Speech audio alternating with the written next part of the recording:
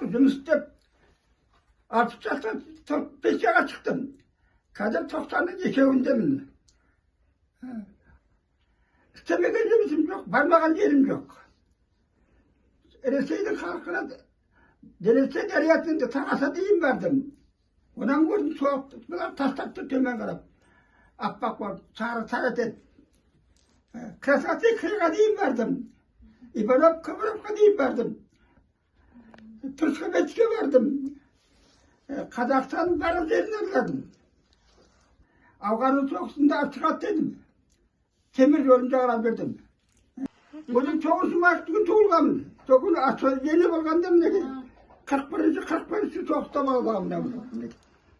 Мынау Астананың 40 жыл тұрғанына берген медалі. Бұл жерде болдым. Істемеген жұмысым жоқ. Арал теңізінде моторлықта механик көрсетемін. Соғылтыға көшпедім енді. Оңдасын ата-баба, әулиелер қолдасын, малдарың менен басыңа еш жамандық болмасын, жолға шықсаң жолың болсын, қыдырата жолдасың болсын, қайбір қысты жолында болсын, тамақ ет, бәрі жетенді ата-баулер жар болсын. Мәді жасымды берсін, үлкен жігіт болыңдар, бақытты болыңдар, балалы шағалы болыңдар. Аллах акбар. Әумин, айтқаныңыз келсін.